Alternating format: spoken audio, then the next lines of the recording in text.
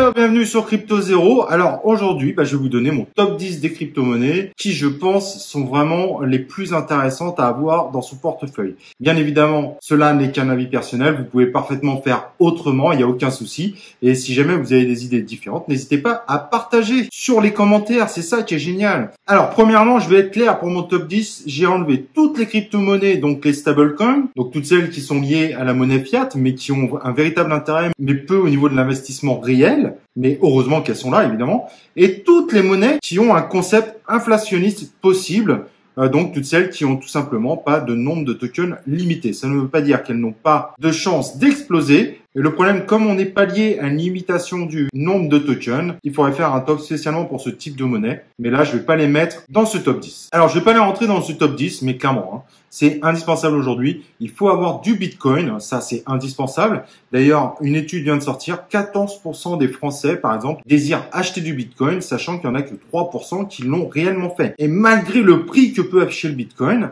ça fait pas si peur que ça. Et il y a quand même énormément de monde qui devrait acheter du Bitcoin très prochainement. Donc le Bitcoin qui va monter, de là à dire que tu vas faire x10, il y a quand même peu de chance. En revanche, de voir le Bitcoin s'effondrer, il y a quand même très peu de chance aujourd'hui. Alors il peut y avoir des petits correctifs à certains moments, mais je ne crois plus du tout à un effondrement fort du Bitcoin. Et 2021, de plus en plus de gens parlent du 100 000 $, clairement, et il y en a d'autres qui ont des prévisions même plus hautes pour le Bitcoin. Donc du Bitcoin, vous devez en avoir, c'est indispensable dans votre portefeuille. Je pense qu'il faut avoir de l'Ethereum aussi. C'est la deuxième monnaie la plus populaire et c'est pas pour rien. Il y a beaucoup de choses qui se basent d'ailleurs sur l'Ethereum.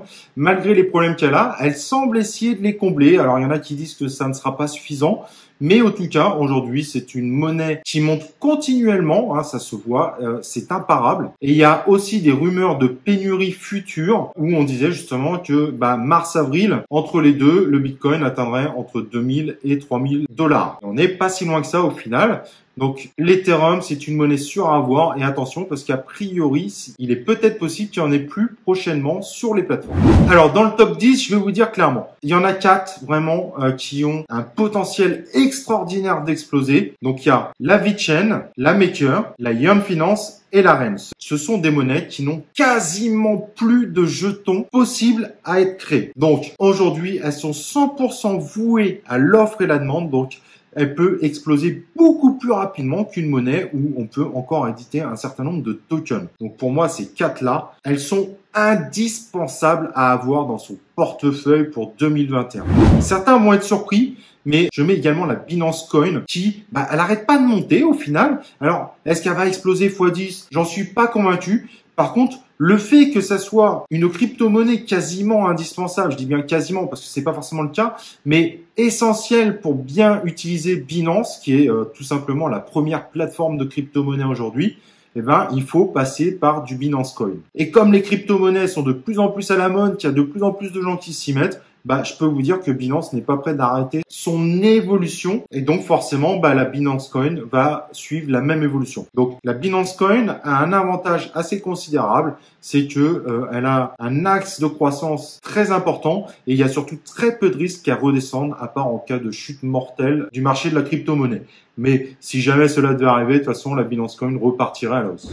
Les autres grosses crypto-monnaies où je crois vraiment au x10 cette année, car ce sont des monnaies assez jeunes et il y a peu de jetons qui vont être disponibles, qui ne le sont pas encore. Donc on a Cardano et qui essaye de se mettre en concurrence avec Ethereum. Et c'est vrai que son image s'améliore au fur et à mesure du temps, c'est assez intéressant. L'AVE qui a impressionné, mais qui je pense va continuer à impressionner tout au long de 2021. Il y a quasiment plus de jetons à faire et pourtant la crypto, il y a de plus en plus de demandes. La Quant et la Phantom, ce sont des crypto-monnaies, on en entend un peu moins parler, mais il y a peu de jetons, elles sont assez récentes. Même si elles sont sur des marchés beaucoup plus bas, justement, il y a peut-être une capacité de croissance beaucoup plus forte. En tout cas, aujourd'hui, tous les indicateurs nous montrent qu'il y a un gros potentiel à l'avenir sur ces monnaies. Et en 10e, il y a la Graph GRT. Après, il y a l'Aileron qui est intéressant également. La Synthétique, la Solana, la Copon, la SushiSwap, l'UMA, la Nexo, la Polygon et l'Ocean Protocol. Mais vraiment, la Graph GRT est vraiment incroyable et je lui prédis un véritable avenir. Malgré ses grosses hausses dernièrement, je pense qu'elle est encore très loin d'avoir atteint les sommets.